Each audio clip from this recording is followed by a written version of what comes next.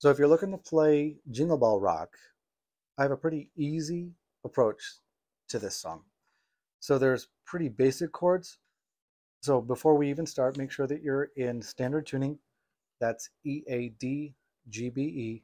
And here is my open E string.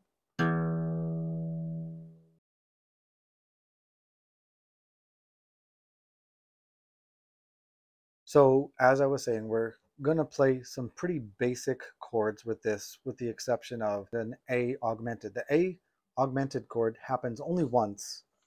So we're going to go from the top. We have a D chord, which is, and what I like to do when I play the D major 7 is I just bar my pointer finger across the bottom 3 strings.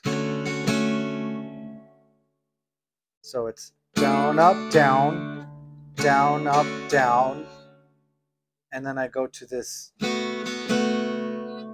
D6. So you're still in this D shape, but you're constantly moving that middle string position.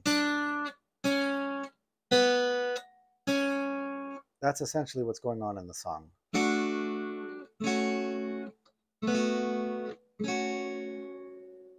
So you just have to get used to working with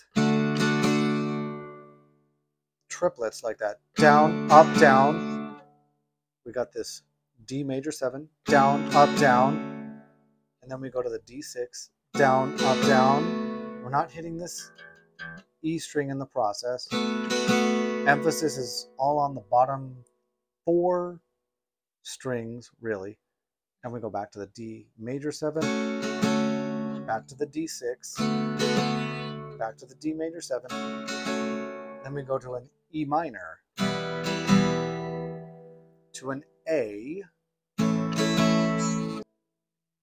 So I'm just going back and forth from D, D major 7, D6. So we have E minor to an A, back to E minor to an A. Now we go to an E7. So it's a lot like an E major, which can work in this spot. If you ended up playing that, it's not going to stand out like a sore thumb. You can use it, but the voicing of the E7 fits really nicely. And then we go to that A augmented. It's a really weird chord, not often used in popular music, but it has a really nice voicing. So we have that A minor shape. So you remember the A minor shape that I mentioned earlier. You take your A minor shape, if you were to use it in the normal space, but move each of those fingers down 1 string. So you're on the 1st, 2nd, and 3rd strings, same shape. So I have my pointer on the E string, 1st fret, ring finger on the 2nd string, 2nd fret, middle finger on the 3rd string, 2nd fret, but this time I'm also going to put my pinky on the 4th string, 3rd fret, not hitting the E string, and I get this sound here. And then we come back to the D, D major 7, D6, back to D major 7, E minor, A major, and just as a side note, sometimes I play A major this way with my pointer finger because I have bigger fingers. It makes it easier for me to play it this way. Then I go back to E minor, then I go to E7. That's the E major without the ring finger, but you can use an E major. And then we go to an A7. So that line, dancing and prancing in Jingle Bell Squares, E minor in those triplets, down, up, down, down, up, down. On the very bottom line of that first verse in the frosty air, that's E7 to A7, D. And if you're very familiar with the song, which I assume you are, then you notice that there's a change. You're going from a D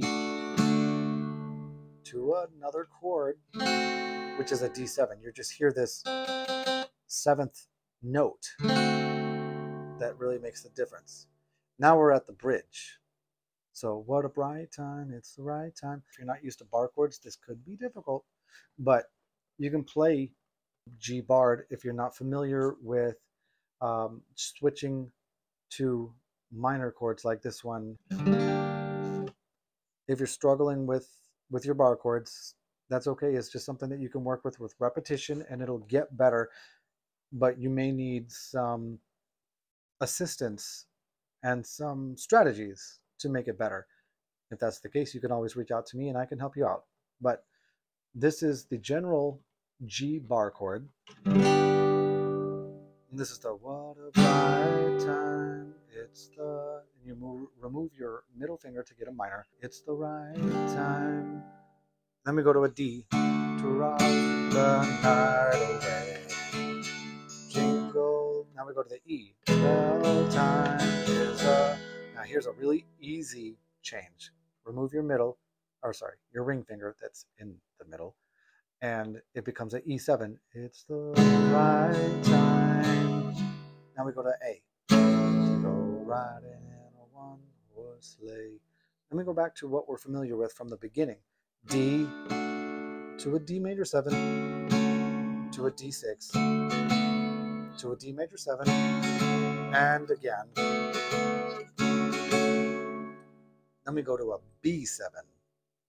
A B7 is going to be shaped like this, where you have your middle on the second fret of the A string, which is that second string from the top.